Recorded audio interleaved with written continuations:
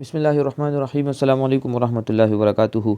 Students, आज के इस लेक्चर में हम ये प्रूफ करेंगे कि f इक्वल टू r/2 ये कैसे आता है। इसके लिए हमने एक कनकेव मिरर कंसिडर किया है और इस कनकेव मिरर में ये हमारे पास फोकस पॉइंट है और ये सेंटर ऑफ कर्वेचर है। इसको हम रीनेम भी कर सकते हैं। इसको लेट सपोज अगर मैं P से डिनोट कर दूँ और सेंटर ऑफ कर्वेचर को मैंने C से डिनोट कर दिया। ठीक है, अभी कनकेव मिरर पर आप लोगों को ऑलरेडी पता है कि अगर किसी रे को मैं इंसिडेंट करूँ इस डायरेक्शन में, ठीक है, तो कनकेव मिरर के रूल्स में हमने ये डिस्कस किया था कि यहाँ पर ये रे जैसे ही टकराएगा, ठीक है, तो उसके बाद वो कहाँ से गुजरेगा, वो फोकस पॉइंट से या फोकसिंग पॉइंट जिसको हम कहते हैं, यानी पॉइंट P से वो गुजर जाएगा इस तरह। ठीक है, ये एक पॉइंट तो क्लियर है। और अभी अगर मैं क्या करूँ, इस पॉइंट का अगर मैं नॉर्मल चेक करूँ, इस नॉर्मल को हम इस पर परपेंडिकुलर लेंगे ना, तो वो नॉर्मल लेट सपोज मैंने यहाँ सेंटर ऑफ कर्वेचर से उसको मैंने ड्रा कर दिया है वो नॉर्मल।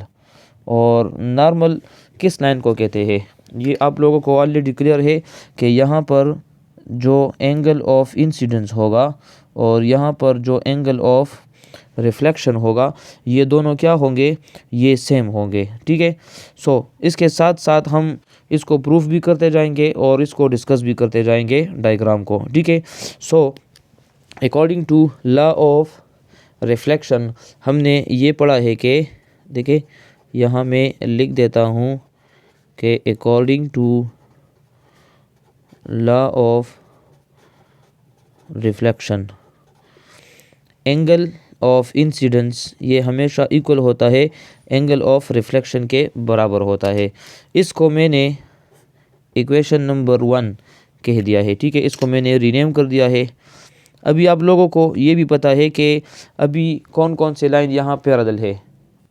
अगर इसको मैं रीनेम कर दूँ किस पॉइंट को, यहाँ अगर इसको मैं B का नाम दे दूँ, ठीक है, और ये A है, तो A भी हमारे पास एक रे है और इसको मैंने नाम दे दिया है कौन सा, चलिए इसको आप लोग P का नाम दे दें और फोकसिंग पॉइंट को हम F से डिनोट कर देते हैं और ये C पॉइंट है। ठीक है, AB और CF ये दोनों क्या है, एक दूसरे के साथ ये पैरेलल है। जब ये दोनों एक दूसरे के साथ पैरेलल होंगे तो यहाँ जो एंगल बनेगा और यहाँ जो एंगल बनेगा, इसको मैंने अल्फ़ा का नाम दे दिया।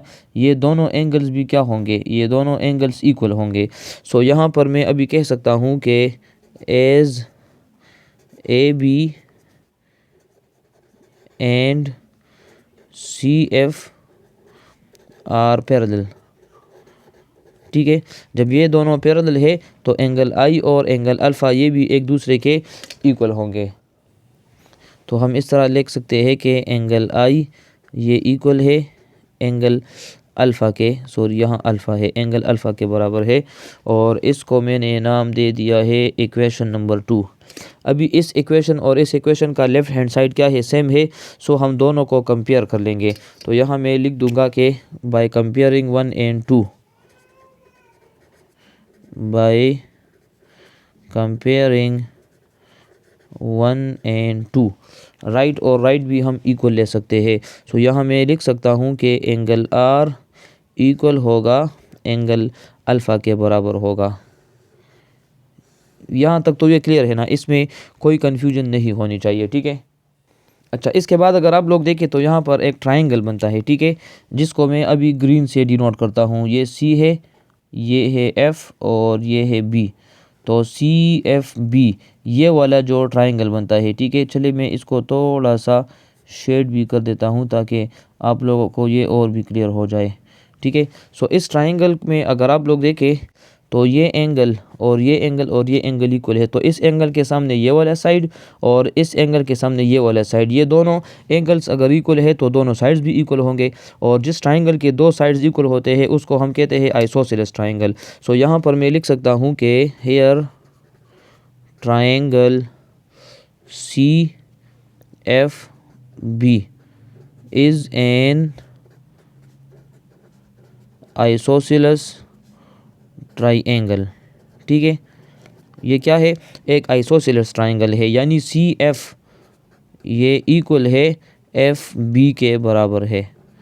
ठीक है, इन दोनों को भी हमने इक्वल प्रूफ कर लिया है। अच्छा, इसके बाद हम लिखेंगे for a mirror of small aperture. अगर किसी मिरर का एपर्चर स्मॉल हो, for a mirror of small aperture. Aperture किस चीज़ को कहते हैं, यहाँ से लेकर यहाँ तक ये जो डिस्टेंस होता है, ठीक है, इसको हम एपर्चर कहते हैं। तो अगर किसी मिरर का एपर्चर स्मॉल होगा तो फिर ये डिस्टेंस और ये डिस्टेंस ये भी फिर क्या होगा, इक्वल होगा। तो यहाँ पर मैं अभी लिख सकता हूँ कि एफ बी जो डिस्टेंस है ये वाला, ये फिर इक्वल होगा एफ पी के बराबर है, ये फिर इसके बराबर होगा। ठीक है, अप्रोक्सीमेट तकरीबन ये इक्वल होगा। अच्छा, अगर एफ पी और एफ पी अगर बराबर है, ठीक है, तो इसके बाद हम इस तरह भी कह सकते हैं कि ये एफ बी अपनी जगह पर है और ये एफ पी जो है ना, एफ पी किसके बराबर है, एफ पी तो ऑलरेडी सी एफ के बराबर है। तो यहाँ पर हम कह सकते हैं कि C F B F P के बराबर होगा। ठीक है, तो यहाँ पर मैं अभी लिख सकता हूँ, ये तो देखिए दोबारा इसी बात को मैंने यहाँ पर लिखा है। सो ये सी एफ और एफ पी की जगह, एफ बी की जगह मैंने क्या लिख दिया है, एफ पी मैंने लिख दिया है। अभी इसको आप लोग अपने जहन में बिठा लें कि सी एफ यहाँ से लेकर यहाँ तक और एफ पी, अगर ये डिस्टेंस और ये डिस्टेंस एक दूसरे के बराबर है तो हम तो इस तरह भी कह सकते हैं, हेंस अभी यहाँ से लेकर यहाँ तक सी पी ये किसके बराबर है, सी पी बराबर है दिस प्लस दिस। ठीक है, तो C F plus F P के बराबर होगा और यहाँ से लेकर यहाँ तक सी पी, ठीक है, ये किसके बराबर है, ये तो ऑलरेडी अगर इसको हम इस तरह कंप्लीट करेंगे तो ये रेडियस है इस पूरे स्फीयर का। तो सी पी की जगह मैं लिख सकता हूँ कि ये आर के बराबर है और सी एफ किसके बराबर है, यहाँ से लेकर यहाँ तक सी पी सी एफ, देखिए सी एफ बराबर है किसके, एफ पी के बराबर है। ठीक है, सी एफ पी के बराबर है। सो यहाँ भी मैंने सी एफ की जगह लिख दिया है एफ पी और ये एफ पी अपनी जगह पर है, तो ये बन जाएगा F P plus F P 2FP बन जाएगा। और FP ये किसके बराबर है, इसको तो हम फोकल लेंथ कहते हैं यहाँ से लेकर यहाँ तक, तो ये फिर हमारे साथ इक्वल हो जाएगा R is equal to 2F। जब ये इसके बराबर है तो F is equal to R divided by 2, इसको अभी हम लिख सकते हैं। तो ठीक है, तो जो हमने प्रूफ करना था F is equal to R/2 वो हमने प्रूफ कर दिया है। सो उम्मीद है कि आप लोगों को ये क्लियर होगा और इसमें अभी कोई भी कन्फ्यूजन नहीं होगी। Thank you so much.